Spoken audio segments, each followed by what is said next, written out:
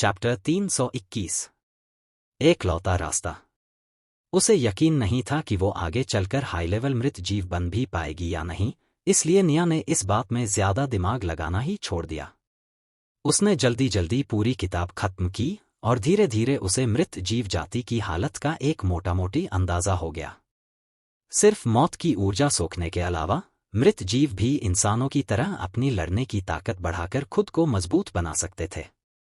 उस रात ये सब समझने के बाद निया चुपके से जेलानो सिटी की हर दुकान के चक्कर लगाने निकल पड़ी। लेकिन दुखद बात यह थी, इतनी सारी दुकानों में घूमने के बाद भी उसे एक भी डार्क न्यूक्लियस नहीं मिला। धड़ाम! कहीं सरताज ने मुझे बेवकूफ तो नहीं बनाया? उसने तो कहा था कि दुकान में मिल जाएगा। असल में सरताज बेवजह बदनाम हो रहा था। उसने झूठ नहीं बोला था। डार्क न्यूक्लियस सच में दुकानों में बिकते थे, लेकिन वो सिर्फ बड़े शहरों की बड़ी दुकानों में मिलते थे। जेलानो जैसे छोटे और नाममात्र के शहर में ऐसी कीमती चीज कैसे मिलती? और अगर कभी आती भी तो दूसरे मृत जीव तुरंत खरीद लेते। ये तो नामुमकिन था कि वो रात तक पड़ी रहे और निया आकर आराम से चुरा ले। ये भी समझना जरूरी था कि भले ही मृत लोक में मृत जीवों की भरमार थी, लेकिन कुछ खास वजहों से मारे गए मृत जीवों की संख्या ज्यादा नहीं बढ़ रही थी। डार्क न्यूक्लियस का मिलना वैसे ही मुश्किल था, और जो अच्छे क्वालिटी वाले होते वो तुरंत मृत जीवों के प्रमुख के पास भेज दिए जाते। बाजार में तो बस घटिया वाले ही आते थे। पूरे मृत लोक में लो और मिड लेवल मृत जीवों की संख्या मंथन ग्रह के इंसानों जितनी ही थी। इतने सारे लोग और जरूरत सिर्फ एक चीज की, तो जाहिर सी बात है वो चीज कितनी ज्यादा डिमांड में होगी। निया को जब एक भी डार्क न्यूक्लियस नहीं मिला तो उसने खुद को समझाया, खाली हाथ तो नहीं जाऊंगी। और फिर उसने उन सभी दुकानों के हड्डी के सिक्के उठाकर अपनी जादुई अंगूठी में ठूंस लिए। जहां तक उन अजीब चीजों का सवाल था, मृत जीवों के जादुई हथियार, आत्मा बुलाने वाली खोपड़ियां, उंगलियों की हड्डियां वगैरह, निया ने उन्हें हाथ तक नहीं लगाया। भले ही उसने पहले अनगिनत दुश्मनों को मारा था, लेकिन इतनी डरावनी चीजें अपने पास रखना, ये उसे भी भारी लग रहा था। दुकान लूटने वाला तरीका अब बेकार हो चुका था। लगातार 3 रात तक उसने हर जगह छान मारी, लेकिन कुछ हाथ नहीं आया। आखिरकार उसने इस रास्ते को पूरी तरह छोड़ दिया। अब उसके पास सिर्फ 2 ही रास्ते बचे थे। पहला, सीधे उस बूढ़े कमीने मृत जीवों के प्रमुख के गोदाम में घुस जाओ और जो उसने जमा कर रखा है उसे छीन लो। लेकिन निया ने अपने पतले पतले हाथ पैरों की तरफ देखा और हल्का सा मुंह बना लिया। इतनी सी हालत में वहां घुसना मतलब सीधा मरना। मृत जीव इंसान नहीं थे। उनके पास मारने के कई खतरनाक और चालाक तरीके थे, और अब जालिम भी उसके साथ नहीं था। तो वो अपनी इस कमजोर सी देह लेकर सीधे मौत के मुंह में कूदने का इरादा नहीं रखती थी। दूसरा तरीका, सबसे सीधा और पुराना तरीका, खुद शिकार करना। किताब में कुछ लो लेवल मृत जीवों का जिक्र भी था। निया ने उन्हें ध्यान से देखा। ये तो लो लेवल जादुई जानवरों जैसे ही हैं। उसके पास अभी ना शारीरिक साधना थी, ना जादू। लेकिन उसके पास एक चीज अभी भी थी, तीरंदाजी। बिना शारीरिक साधना के तीर की ताकत उतनी ज्यादा नहीं होती, लेकिन लो लेवल मृत जीवों से निपटने के लिए इतना काफी होना चाहिए। यही उसकी फिलहाल की इकलौती ताकत थी। ये सोचकर निया के होठों पर हल्की सी मुस्कान आई। उसने जादुई अंगूठी खोली और अंदर रखे अपने सुनहरे धनुष को धीरे से छू लिया। उसकी आंखों में एक खामोश चमक उभरी। अब असली खेल शुरू होगा। लेकिन उसे ये नहीं पता था कि इस शिकार के रास्ते पर पहला कदम रखते ही वो एक ऐसे खतरे को जगाने वाली है जिसका अंदाजा उसने कभी लगाया ही नहीं था। आगे इस कहानी में क्या होगा जानने के लिए बने रहे मेरे साथ और पढ़िए मेरी इस दिलचस्प कहानी को। और अच्छे अच्छे कमेंट्स करना, ज्यादा से ज्यादा शेयर भी, और पसंद आए तो स्टिकर जरूर भेजना। चैप्टर 322। क्या खुद को कोई पवित्र देवी समझती है तू? नतीजा ये हुआ कि जैसे ही निया ने अपने हाथ उस लंबे धनुष की तरफ बढ़ाए, उंगलियों तक एकदम जलन सी दौड़ गई। आह! उसने तुरंत हाथ पीछे खींच लिया और अपनी जली हुई उंगलियों को घूरते हुए आंखें सिकोड़ ली। ये क्या हो रहा था? निया एक पल के लिए पूरी तरह चुप रह गई। लगता था वो लुवाश द्वारा बनाए गए धनुष को छू ही नहीं सकती थी। जैसे ही हाथ लगाती, उस धनुष में भरी शुद्ध जीवन शक्ति उसे तुरंत जला देती थी। लुवाश जीवन का प्रतीक थे और मृत जीव मौत का। ये दोनों एक साथ रह ही नहीं सकते थे। निया का मन किया सिर पकड़कर रो पड़े। अभी अभी तो उसे लगा था कि उसके पास एक ऐसा हुनर है जिसे वो बिना जादू या शारीरिक साधना के भी इस्तेमाल कर सकती है, और अब पता चला कि उस हुनर का हथियार ही इतना घमंडी है कि उसे छूने तक नहीं दे रहा। क्या खुद को कोई पवित्र देवी समझती है तू? निया ने अंदर ही अंदर दांत पीसते हुए सोचा। अपने मालिक को ही नहीं पहचानती। भेष बदल लिया तो भूल गई। कुत्ती कही की, काट भी लिया ऊपर से। अब निया साफ समझ गई थी, वो लुवाश का बना धनुष नहीं चला सकती। वो अपने दोनों हाथों को कोयला बनते हुए देखने का कोई इरादा नहीं रखती थी। बेबस होकर उसे मजबूरी में यहां की एकमात्र हथियारों की दुकान का रुख करना पड़ा। जब निया दुकान में पहुंची तो अंदर पहले से ही कई लो लेवल मृत जीव खड़े थे। सब अपने अपने हिसाब से हथियार देख रहे थे। निया चुपचाप अंदर घुस गई। जैसे हवा की तरह उसने अपनी जिंदगी में सिर्फ 2 बार हथियार की दुकान में कदम रखा था। पहली बार धनुष खरीदने के लिए, और इस बार फिर से वही। लेकिन ये दुकान ब्लैक सिटी जैसी बिल्कुल नहीं थी। यहां बस कुछ टिमटिमाते तेल के दिए जल रहे थे। इतनी कम रोशनी थी कि निया को हथियार ठीक से देखने के लिए आंखें सिकोड़नी पड़ रही थी। उसकी नजर सबसे पहले जिस चीज पर पड़ी वो थी एक कंकाल का हाथ, पट्टियों में लिपटा हुआ। उसकी हथेली की हड्डियां कसकर बंद थी और बीच में एक धूसर रंग का क्रिस्टल जड़ा हुआ था। ये जादूगर की छड़ी है। निया ने भौहें चढ़ाकर फिर से देखा और फिर उसे एहसास हुआ, यहां लगभग हर हथियार हड्डियों से जुड़ा हुआ था। उसका मन किया तुरंत मुंह फेर ले। उफ, इन्हें छूने का तो सवाल ही नहीं। उसने नजरें हटाईं और इधर उधर ढूंढने लगी, लेकिन उसे कहीं भी ऐसा धनुष नजर नहीं आया जो वो इस्तेमाल कर सके। आखिरकार थोड़ा मन कड़ा करके वो काउंटर तक पहुंची। यहां कोई शुद्ध लकड़ी का धनुष है? उसने धीरे लेकिन साफ आवाज में पूछा। काउंटर के पीछे खड़ा मृत जीव एक पल के लिए जड़ हो गया। उसकी खोखली आंखें निया पर टिक गई। मुंह थोड़ा खुला हुआ, जैसे कोई अभी अभी दम तोड़ चुका हो। आदरणीय ग्राहक, आप क्या चाहती है? उसकी आवाज में अजीब सा खिंचाव था। निया ने गहरी सांस ली और खुद को समझाया कि इस डरावने चेहरे को नजरअंदाज करना है। शुद्ध लकड़ी का धनुष। ये सुनते ही दुकानदार पूरी तरह से सन्न रह गया। पास खड़े 2 लो लेवल मृत जीव भी मुड़कर निया को घूरने लगे। फिर उनमें से एक ने अपने साथी को कोहनी मारी। सुना तूने? ये बेवकूफ लकड़ी का हथियार मांग रही है। दूसरा भी हंस पड़ा। सच में पागल है क्या? लकड़ी का हथियार वो कौन इस्तेमाल करता है? क्या बच्चों के घर घर खेलने के लिए चाहिए इसे?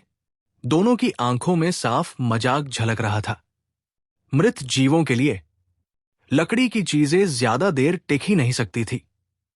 उनके शरीर में भरी मौत की ऊर्जा जिस भी जीवित चीज को छूती उसे धीरे धीरे खत्म कर देती। यहां तक कि ताजी टूटी हुई डाल भी उनके हाथों में आते ही सूख कर कमजोर बेजान लकड़ी बन जाती। निया चुप खड़ी रही। उसकी आंखों में हल्की ठंडक उतर आई थी, लेकिन अंदर ही अंदर उसका दिमाग तेजी से कुछ और सोच रहा था, क्योंकि शायद ये साधारण सा लकड़ी का धनुष ही आगे चलकर इस पूरे खेल की दिशा बदलने वाला था। आगे इस कहानी में क्या होगा जानने के लिए बने रहे मेरे साथ और पढ़िए मेरी इस दिलचस्प कहानी को। चैप्टर 323। जो मेरी मालकिन चाहती हैं वो दे दो।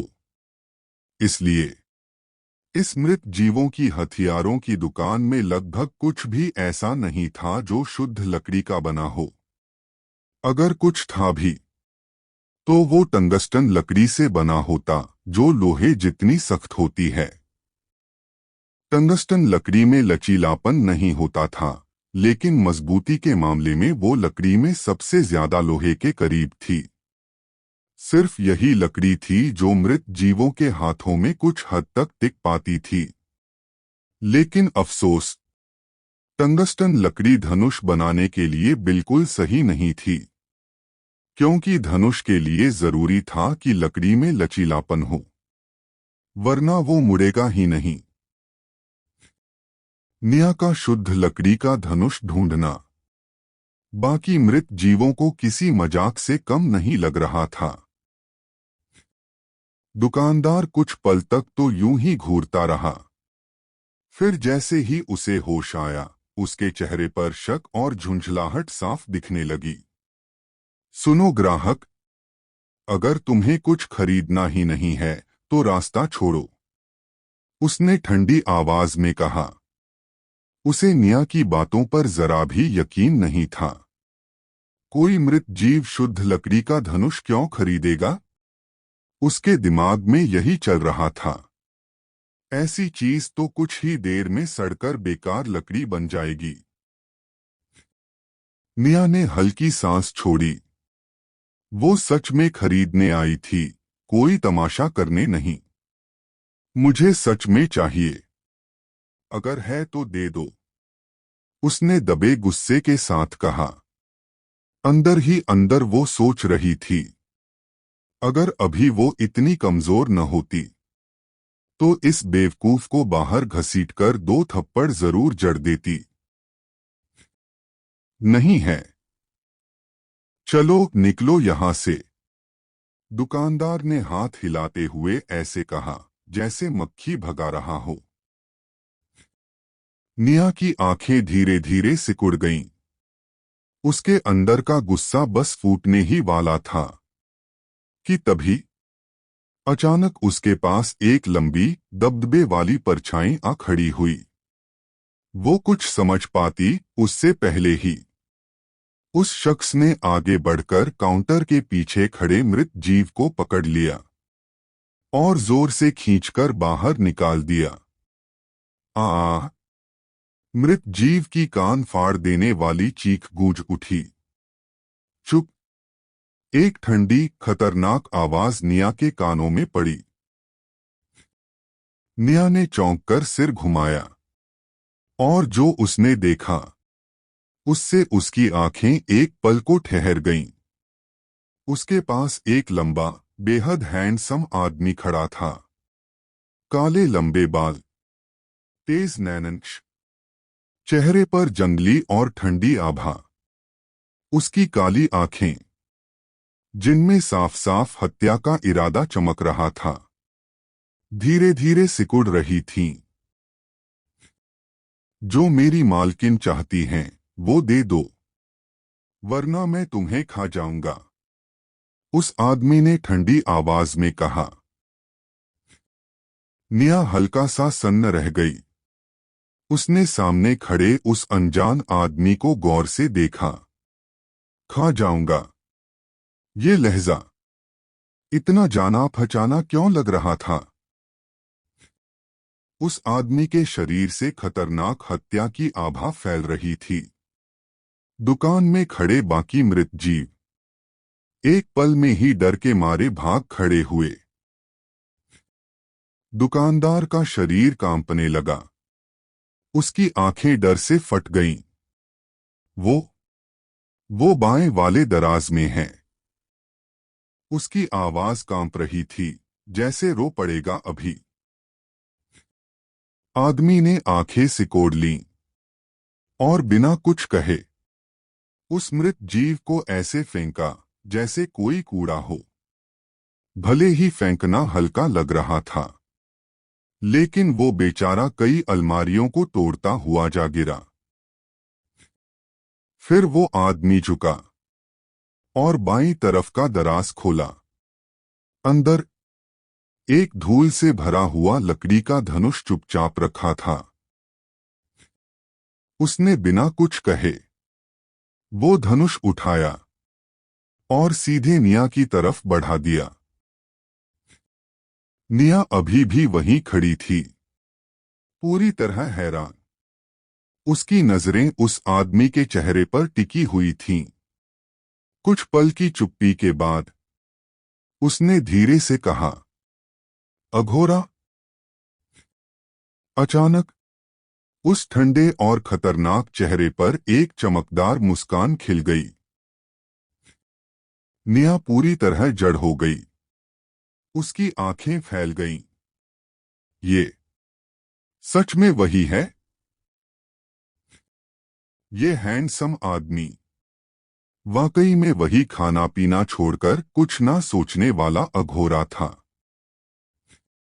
और अब जब अघोरा उसके साथ खड़ा था तो ये साफ था, मृत लोक में निया का अगला कदम अब और भी ज्यादा खतरनाक होने वाला था।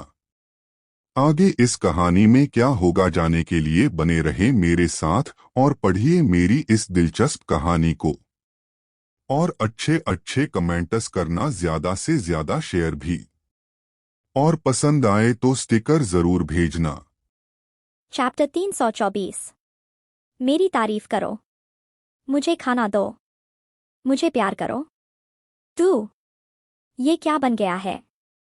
निया ने सामने खड़े उस लंबे कद वाले आदमी की तरफ उंगली उठाई, जो उससे आधा सिर ऊंचा था। उसकी आंखों में साफ हैरानी थी, जैसे जो देख रही है उस पर खुद उसे भरोसा ही नहीं हो रहा। अघोरा, ये कैसे हो सकता है? उसका अघोरा तो सीधा सादा खाने का दीवाना, एक प्यारा सा छोटा बच्चा था। फिर ये अचानक इतना जंगली, ठंडा और हैंडसम आदमी कैसे बन गया? ये बात उसके गले से नीचे उतर ही नहीं रही थी। अघोरा ने पलकें झपकाईं, निया के हैरान चेहरे को देखा, फिर थोड़ा झिझका और अगले ही पल उसका शरीर बदल गया।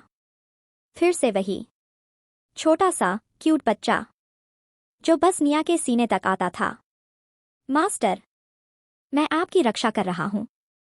अघोरा ने नखरे से नाक सिकोड़ी और सीधे निया की पतली कमर पकड़कर उससे लिपट गया। उसने ऊपर देखा, उसका छोटा सा मासूम चेहरा और चमकती हुई आंखें, जिनमें साफ लिखा था, मेरी तारीफ करो, मुझे खाना दो, मुझे प्यार करो, मेरी रक्षा। निया अभी भी आधी सदमे में थी। उसका दिमाग अभी तक उस हैंडसम आदमी वाले रूप से बाहर नहीं आया था। मैंने पहले ही कहा था। अघोरा ने सीना फुलाते हुए कहा, जालिम जी और जटायु नहीं है तो मास्टर की सुरक्षा अब मेरी जिम्मेदारी है। उसकी आंखों में इस बार सच में गंभीरता थी। मास्टर, आप चिंता मत करो, मैं उन मृत जीवों को आपको नुकसान नहीं पहुंचाने दूंगा। निया एकदम चुप रह गई। वो सच में ये बात पहले सुन चुकी थी, लेकिन उसने कभी सोचा नहीं था कि अघोरा इसे इतने सीरियस तरीके से निभाएगा। तू बड़े आदमी में बदल सकता है? निया ने आंखें सिकोड़ते हुए पूछा। अघोरा ने तुरंत सिर हिला दिया। तो फिर तू? निया का मुंह हल्का सा तिरछा हुआ। दिन भर इतना क्यूट बनने का नाटक क्यों करता है? अघोरा ने गाल फुला लिए, बिल्कुल मासूम बनकर बोला। जटायु ने कहा था, मास्टर को हम ऐसे ही पसंद है। निया चुप, पूरा सन्नाटा। उसने माथा पकड़ लिया। ये जटायु आखिर अघोरा को कैसी कैसी बातें सिखाता है? तू कब से इंसानी रूप में बदल सकता है? निया के होंठ हल्के से फड़के। उसे लग रहा था कि उसके साथ बड़ा खेल हुआ है। बीस्ट लहर के थोड़े समय बाद से अघोरा ने धीरे से जवाब दिया।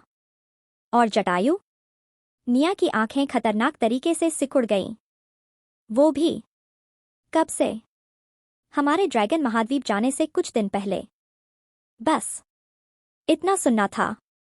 निया की आंखों में खतरनाक चमक आ गई। बहुत बढ़िया, तुम दोनों छोटे हरामखोर मुझसे झूठ बोलते रहे। उसने झट से अघोरा को पकड़ लिया और उसके छोटे से पिछवाड़े पर एक जोरदार थप्पड़ जड़ दिया। पाक! अब उसे सब समझ आ गया था। अघोरा पहले ही अमर बिस्ट बन चुका था, तो फिर वो इंसान क्यों नहीं बन पा रहा था? और जटायु, वो भी तो उसी स्तर के करीब था, फिर भी दिन भर क्यूट चेहरा बनाकर घूमता रहता था। असल में ये दोनों पहले से ही बड़े आदमी बन सकते थे, बस उसे बेवकूफ बना रहे थे। वो हुओ। अघोरा रो पड़ा। उसकी आंखों से मोती जैसे आंसू टपकने लगे। ये सब जटायु का आइडिया था। उसने कहा कि मास्टर को क्यूट रूप पसंद है। मुझे भी बड़ा बनने से मना किया। अभी कुछ देर पहले जो ठंडा, खतरनाक आदमी था, वो अब पूरी तरह एक रोता हुआ बच्चा बन गया था। उसका छोटा सा चेहरा आंसुओं से भीगा हुआ निया की तरफ ऐसे देख रहा था जैसे बहुत बड़ा अन्याय हो गया हो। निया का दिल हल्का सा कांप गया। उसने तुरंत उसे छोड़ दिया और मुंह दूसरी तरफ घुमा लिया। बस अब और मत देख। अगर वो उस चेहरे को और देखती तो अंदर से ग्लानि फट पड़ती। जटायु सही था। निया को क्यूट चीजों के खिलाफ जरा भी बचाव नहीं था।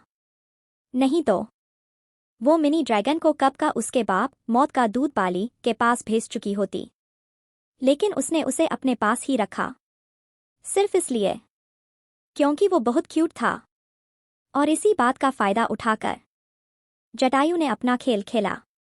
अपनी क्यूट पालतू वाली जगह को बचाने के लिए उसने अघोरा को भी अपने साथ मिला लिया। दोनों ने मिलकर हमेशा प्यारे बच्चों का रूप बनाए रखा, ताकि निया की नजर में सबसे प्यारा, सबसे खास वही बना रहे।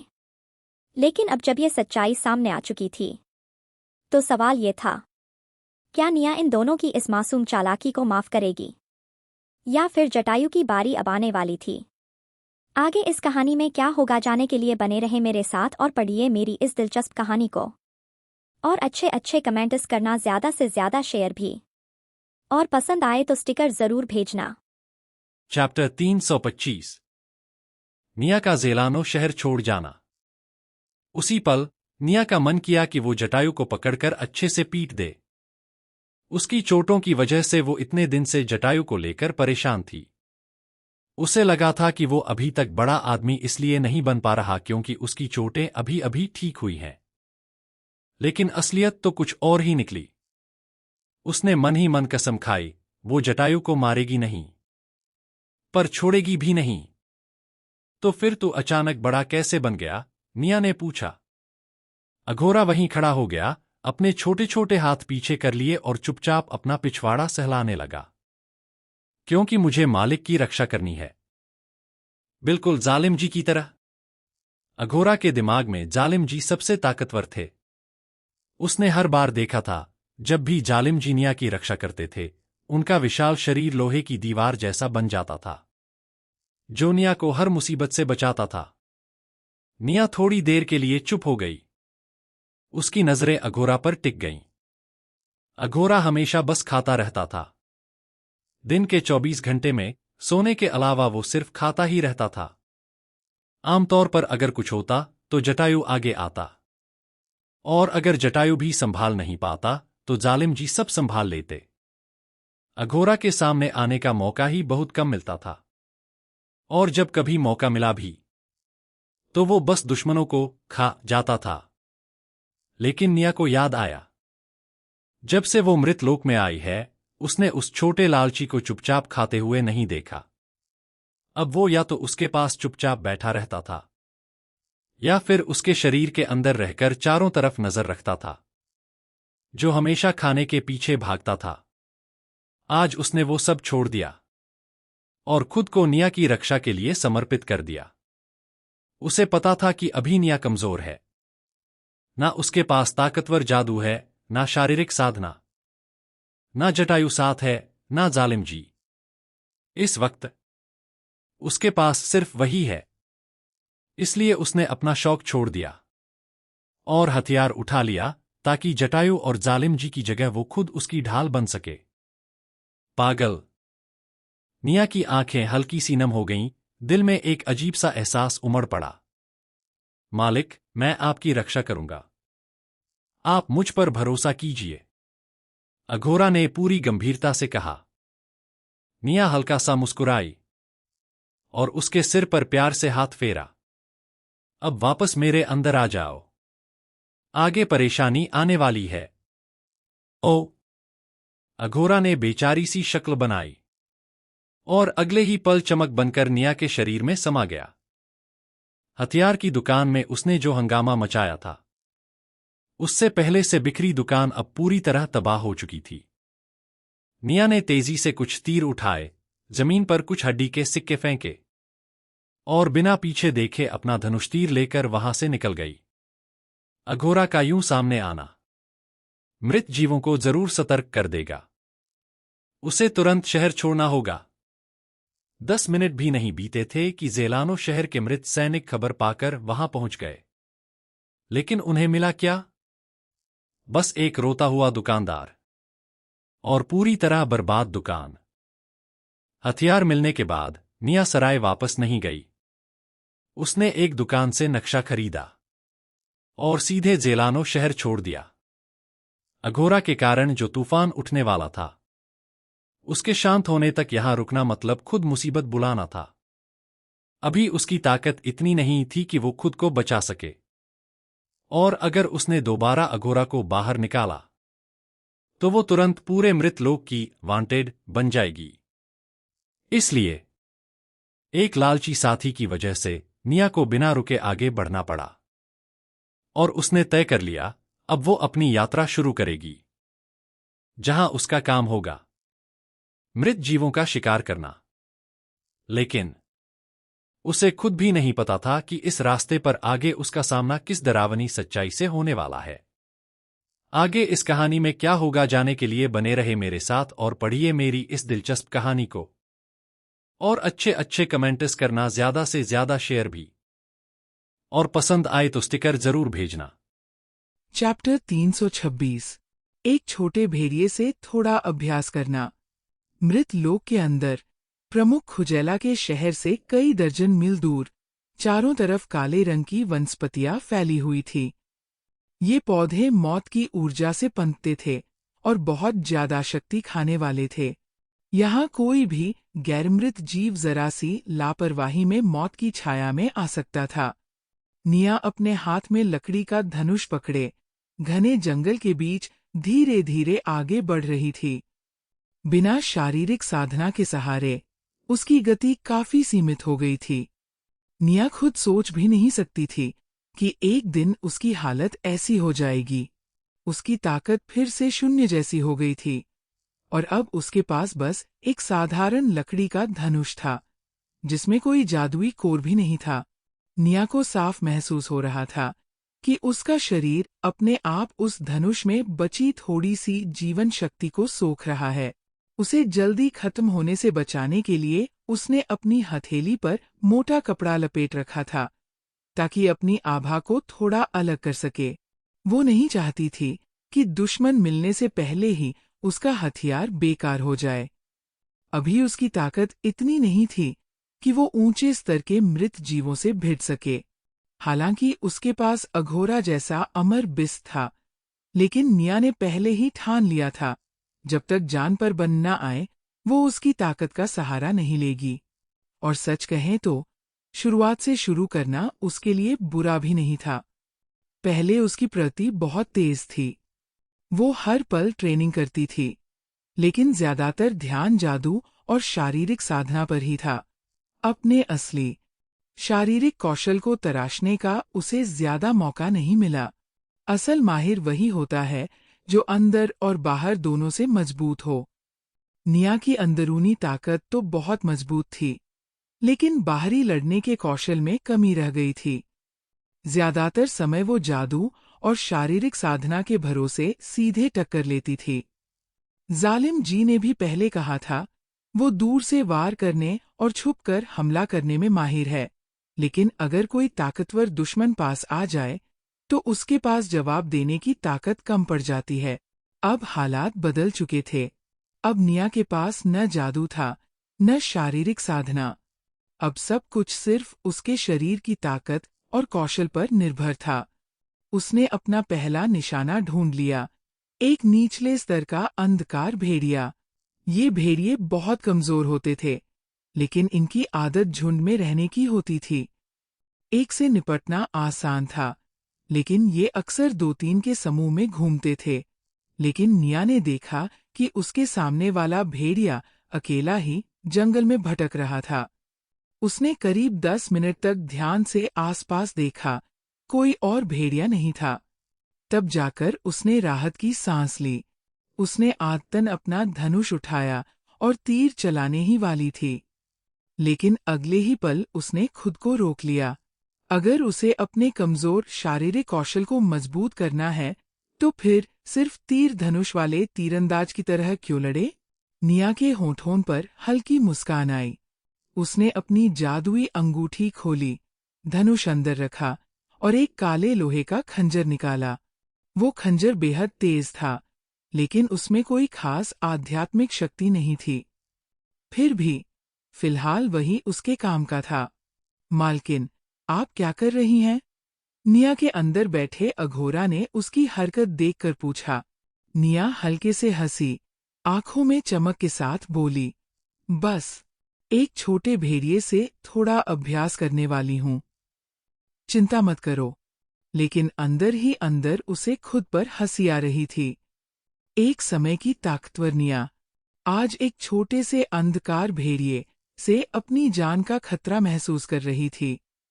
और जैसे ही उसने खंजर कसकर पकड़ा, उसकी आंखों में एक ठंडी चमक उभरी।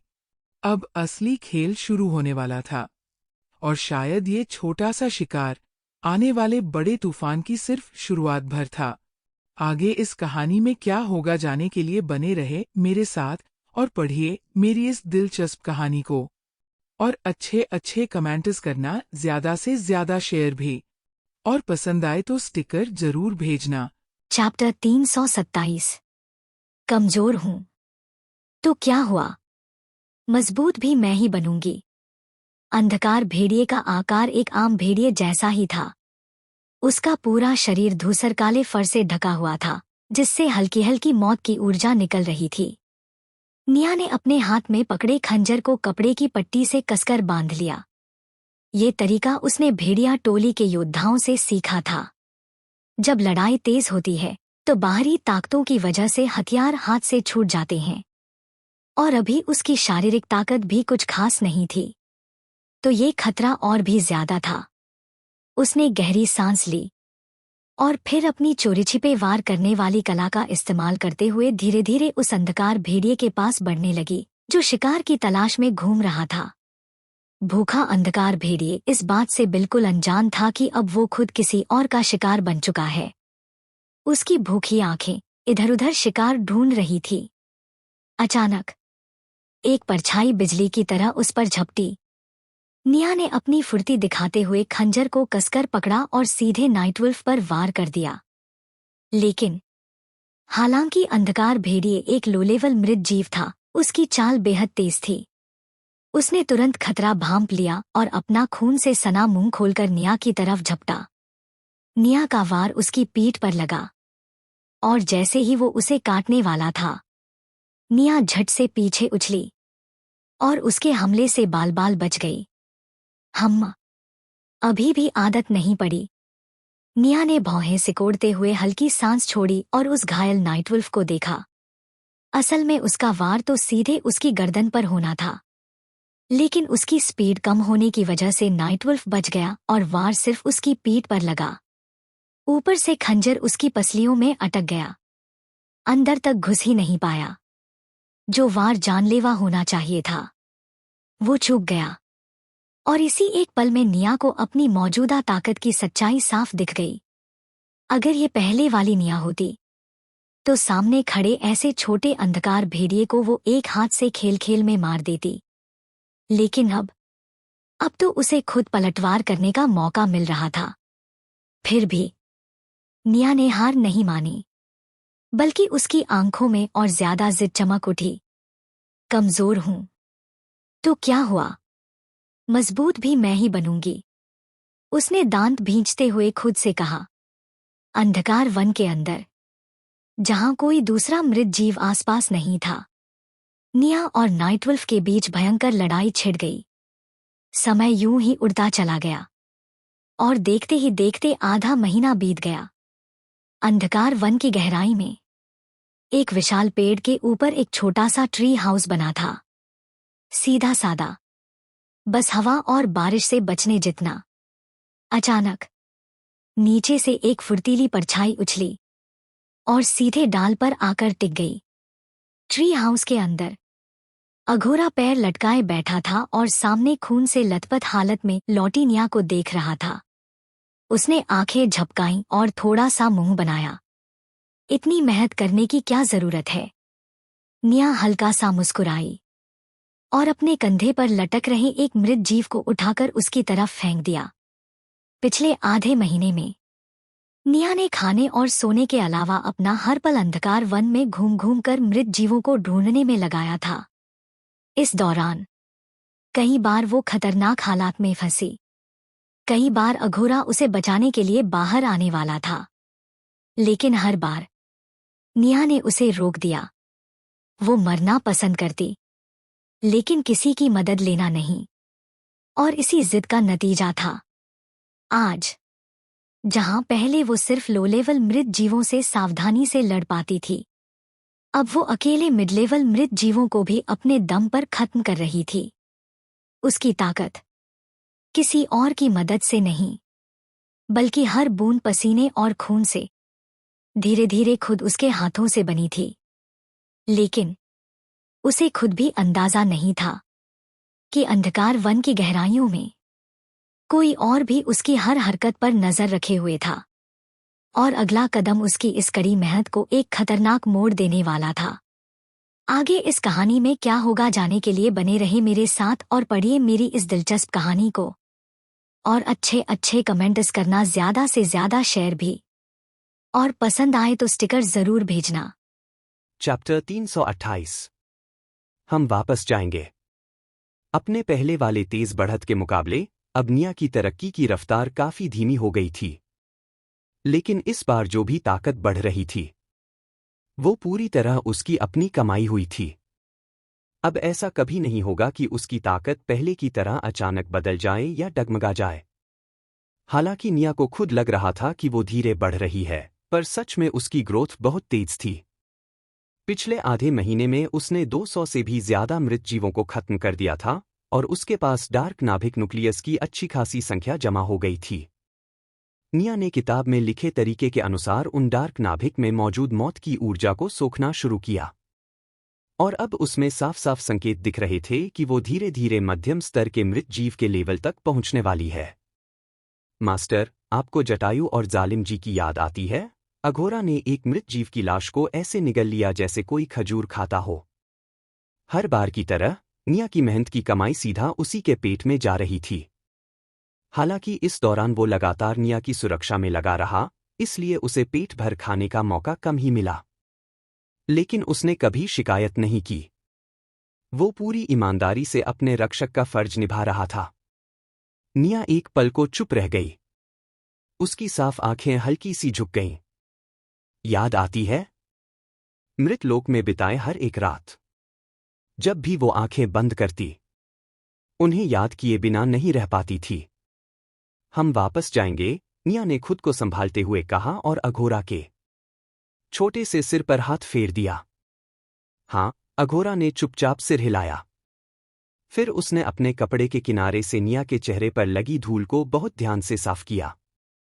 जिस दिन से उसने अपनी मास्टर को देखा था, वो हमेशा ताकतवर, चमकदार और सब पर भारी थी। लेकिन अब वो हर दिन ऐसे लौटती थी, खून से लथपथ, थकी हुई, मगर आंखों में वही जिद। ये सब देखकर अघोरा का दिल कसक जाता था।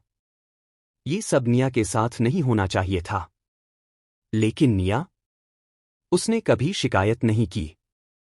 वो हर एक पल, हर एक सांस बस खुद को और मजबूत बनाने में झोंक रही थी। उसकी ट्रेनिंग इतनी खतरनाक और बेरहम थी कि अघोरा तक को चिंता होने लगी थी। थोड़ा आराम करने के बाद निया फिर से निकल पड़ी। अब उसे अच्छे से समझ आ चुका था कि डार्क नाभिक को सोखने का फायदा कितना बड़ा है। लेकिन दिक्कत ये थी कि पहले जिन लक्ष्यों को उसने मारा था वो ज्यादातर निचले स्तर के मृत जीव थे, जिनमें मौत की ऊर्जा बहुत कम होती थी। इसी वजह से उसकी बढ़त धीमी थी। लेकिन 2 दिन पहले से उसने अपने निशाने बदल दिए थे। अब वो मध्यम स्तर के मृत जीवों को टारगेट कर रही थी, और तभी से उसकी तरक्की की रफ्तार भी बढ़ने लगी थी। आधे महीने की लगातार खोजबीन के बाद अब निया को अंधकार वन का हर कोना लगभग याद हो चुका था। वो अपने बनाए हुए निशानों के सहारे तेजी से उस इलाके की तरफ बढ़ रही थी जहां मध्यम स्तर के मृत जीव ज्यादा मिलते थे। तभी अचानक एक घबराई हुई चीख उसके कानों में पड़ी। निया तुरंत रुक गई और फुर्ती से एक पेड़ पर चढ़कर छिप गई। वो आवाज साफ तौर पर किसी मृत जीव की थी। निया आधे महीने से यहां थी, लेकिन उसने आज तक एक भी मृत जीव को इस जंगल में नहीं देखा था। तो आज अचानक उसकी आंखें सिकुड़ गईं और वो पेड़ों की डालियों के सहारे आगे बढ़ी। जल्द ही उसे उस आवाज का स्रोत दिख गया। अंधकार वन के दक्षिण पूर्वी हिस्से में कुछ जवान शुद्ध रक्त वाले मृत जीव जान बचाकर भाग रहे थे। वो गिरते पड़ते, चीखते चिल्लाते, पूरी जान लगाकर भाग रहे थे, और उनके पीछे एक विशाल, भयानक, उच्च स्तर का मृत जीव गरजता हुआ उनका पीछा कर रहा था। उसका विशाल शरीर रास्ते में आने वाले पेड़ों को ऐसे तोड़ रहा था जैसे वो बस सूखी टहनियां हों। निया ये नजारा देखकर दंग रह गई। ये आखिर चल क्या रहा था? कुछ जवान शुद्ध रक्त वाले मृत जीव इस पूरे जंगल के सबसे खतरनाक दरिंदे को भड़काकर भाग रहे थे। क्या सच में ये लोग जीने से तंग आ चुके थे? और निया ये सोच भी नहीं पाई थी कि अगले ही पल ये मुसीबत सीधे उसी की तरफ मुड़ने वाली है। आगे इस कहानी में क्या होगा जानने के लिए बने रहे मेरे साथ और पढ़िए मेरी इस दिलचस्प कहानी को। और अच्छे कमेंट्स करना, ज्यादा से ज्यादा शेयर भी, और पसंद आए तो स्टिकर जरूर भेजना। चैप्टर 329। अज्ञानता में ही सबसे ज्यादा हिम्मत होती है। हालांकि वो सारे नौजवान शुद्ध मृत जीव भी हाई लेवल के थे, लेकिन उनकी ताकत किसी भी तरह एक वयस्क हाई लेवल मृत जीव के सामने टिकने लायक नहीं थी। शुद्ध मृत जीव जन्म लेते ही हाई लेवल में गिने जाते थे, पर असल में उनकी ताकत किसी लो लेवल मृत जीव से ज्यादा नहीं होती थी। उन्हें लगातार मृत्यु ऊर्जा को सोखना पड़ता था, तब जाकर वो बड़े होकर असली हाई लेवल मृत जीव बनते थे। निया ने उस हाई लेवल मृत जीव को पहले भी देखा था, जो अभी उनके पीछे पागलों की तरह दौड़ रहा था। कुछ समय पहले जब वो एक मिड लेवल मृत जीव के साथ जान की बाजी लगाकर लड़ रही थी, तब गलती से वो इस विशाल दैत्य के इलाके में घुस गई थी। नतीजा ये हुआ कि जो मिड लेवल मृत जीव आधा दिन उससे लड़कर उसे जख्मों से भर चुका था, उसे इस दैत्य ने सीधे अपने पैरों तले कुचलकर खत्म कर दिया। अगर उस वक्त निया जल्दी से भाग नहीं जाती तो शायद उसे अपनी जान बचाने के लिए अघोरा को बुलाना पड़ जाता। उस दिन के बाद से निया जानबूझकर उसके इलाके से दूर ही रहती थी। अज्ञानता में ही सबसे ज्यादा हिम्मत होती है। निया एक ऊंची डाल पर खड़ी होकर नीचे भागते हुए उन शुद्ध मृत जीवों को देखती हुई हल्के से बोली। इन शुद्ध मृत जीवों की प्रतिभा बहुत ऊंची थी, आम पुनर्जीवित मृत जीवों से कहीं ज्यादा। लेकिन चाहे जितनी भी प्रतिभा हो, बिना ताकत को मजबूत किए उसका कोई मतलब नहीं था। ये अभी बस छोटे छोटे पौधे थे और सीधा एक विशाल दैत्य को छेड़ बैठे। ये तो खुद मौत को न्योता देना हुआ। वो सारे शुद्ध मृत जीव उसके पीछे पीछे भागते हुए लगातार रो चिल्ला रहे थे। उनमें से कुछ ने तो हिम्मत करके अपने हथियार भी उठा लिए और उस दैत्य पर हमला करने की कोशिश की। ये साफ दिख रहा था कि उनमें थोड़ी बहुत काबिलियत तो थी, लेकिन चाहे ये छोटे बच्चे कितने भी उग्र क्यों न बन जाएं, आखिर में वो बस अपने दूध के दांतों से ही काट सकते थे। इंसान को बिना हड्डी छोड़े निगल जाने वाला दरिंदा बनने के लिए अभी उन्हें बहुत लंबा रास्ता तय करना था। निया ने दोनों हाथ सीने पर बांध लिए और आराम से ये तमाशा देखने लगी। उसका जरा भी मन नहीं था उनकी मदद करने का। एक तो उसने कभी अकेले किसी हाई लेवल मृत जीव का सामना नहीं किया था। ऊपर से सामने वाले की पहचान ही ऐसी थी कि उसे बचाने का कोई इरादा नहीं था। वो क्यों बचाए ऐसे नासमझ बच्चों को, जिन्हें अपनी औकात तक का अंदाजा नहीं। लेकिन लगता था किस्मत को निया की ये आरामदायक योजना पसंद नहीं आई। उनमें से एक महिला मृत जीव, जो दैत्य के पीछे भागते भागते पूरी तरह घबरा चुकी थी, अचानक उसी पेड़ को अपनी शरण समझ बैठी जिस पर निया खड़ी थी, और सीधे तने से चिपक कर कांपने लगी। बाकी सब तो भाग रहे थे, लेकिन ये तो डर के मारे वहीं जड़ हो गई थी। उसे देखकर दैत्य ने उसे आसान शिकार समझ लिया और सीधे उसकी तरफ झपट पड़ा। निया की आंखें एकदम फैल गईं। अरे ओ बहन, मेरे ही पेड़ से चिपकना था क्या? मैं तो बस तमाशा देख रही थी। मुझे क्यों फंसा रही हो? वो मन ही मन झुंझलाई। लेकिन उसके सोच खत्म होने से पहले ही धड़ाम, वो विशाल दैत्य पेड़ से जा टकराया। इतना मोटा तना जिसे 10 लोग मिलकर भी घेर न पाएं। वो एक ही झटके में टूट गया। पेड़ पर खड़ी निया को दूसरे पेड़ पर कूदने का मौका तक नहीं मिला, और वो सीधे नीचे गिर पड़ी। दैत्य पहले से ही गुस्से में था, और जैसे ही उसने पेड़ से गिरती हुई निया को देखा, उसकी आंखें खून सी लाल हो गईं। बिना ये सोचे कि वो उसी टोली का हिस्सा है या नहीं, वो सीधे उसकी तरफ झपट पड़ा। मैं तो बस तमाशा देख रही थी। मेरी किस्मत इतनी खराब क्यों है? निया ने सामने दौड़ते हुए उस दैत्य को देखा और चेहरे पर ऐसा भाव आ गया जैसे रो भी नहीं सकती उसके मौजूदा शरीर के साथ। अगर ये दैत्य उससे टकरा गया तो उसका तो सीधा चूरा बन जाना तय था। और तभी उस दैत्य के अगले वार से पहले निया की आंखों में एक अजीब सी चमक उभरी। क्या वो इस बार भी बच निकल पाएगी, या किस्मत सच में उसका खेल खत्म करने वाली है? आगे इस कहानी में क्या होगा जानने के लिए बने रहे मेरे साथ और पढ़िए मेरी इस दिलचस्प कहानी को। और अच्छे अच्छे कमेंट्स करना, ज़्यादा से ज़्यादा शेयर भी, और पसंद आए तो स्टिकर ज़रूर भेजना। चैप्टर 330। ये कैसे हो सकता है? जो शुद्ध रक्त के मृत जीव अभी तक जान बचाकर भाग रहे थे, वो अचानक रुक गए। उन्हें समझ आ गया था कि वो विशाल दानव अब उनका पीछा छोड़कर किसी और पर टूट पड़ा है। वो छोटा बच्चा कौन है? मैंने उसे पहले कभी नहीं देखा। एक घायल और थका हुआ मृत जीव लड़का हांफते हुए अपने साथियों से बोला। मैंने भी नहीं देखा, लेकिन वो किसी लो लेवल मृत जीव जैसी लग रही है। दूसरे लड़के ने सिर हिलाया। उसके शरीर पर भी घाव ही घाव थे। लो लेवल मृत जीव? मजाक कर रहे हो क्या? लो लेवल वाला अंधकार वन में कैसे आ सकता है? एक लड़की, जिसे उसके साथी संभाल कर ला रहे थे, हैरानी से बोली। जो भी हो, वो मूल बीस्ट अब उसे अपना शिकार समझ रहा है। मौका अच्छा है, चलो यहाँ से निकलते हैं, उस लड़के ने बेपरवाही से कहा। उसे उस लड़की की जान से कोई मतलब नहीं था। उन घमंडी शुद्ध रक्त मृत जीवों की नज़र में लो लेवल मृत जीव तो चींटी के बराबर भी नहीं थे। उन्हें बचाना, ये तो मजाक था। जैसे ही वो लोग पीछे हटने वाले थे, अचानक उस मोल बीस्ट के मुंह से एक दर्दनाक दहाड़ निकली। धरती तक हिल गई उस आवाज से।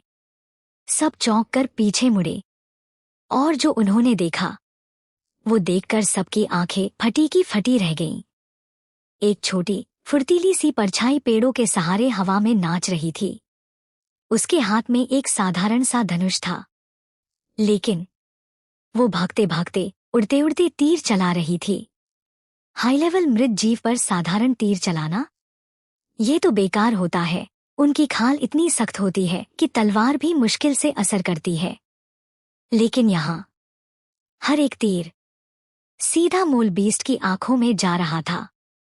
आंखें, सबसे कमजोर जगह। ये कैसे हो सकता है? एक लड़का अपनी आंखें मलते हुए बोला, जैसे उसे यकीन ही ना हो। हे भगवान, इतनी सटीक निशाना मैंने कभी नहीं देखा। लड़की ने मुंह ढक लिया। उसकी सांसें तेज हो गईं। निया हवा में लगातार बजते हुए बिना रुके तीर चला रही थी। हर तीर सीधा निशाने पर। मूल बीस्ट की आंखें अब काले तीरों से भर चुकी थी। इतने मुश्किल हालात में इतनी सटीकता, ये सोच के ही सबकी रूह कांप गई। वो सच में लो लेवल मृत जीव है। नामुमकिन। जो भागने वाले थे वो अब वहीं जड़ बनकर खड़े रह गए। उनकी सोच, उनका पूरा विश्वास, सब हिल गया था। जिस दानव ने अभी कुछ देर पहले उन्हें मौत के दरवाजे तक पहुंचा दिया था, उसी को एक कमजोर समझी जाने वाली लड़की ऐसे खेल की तरह घुमा रही थी। धड़ाम।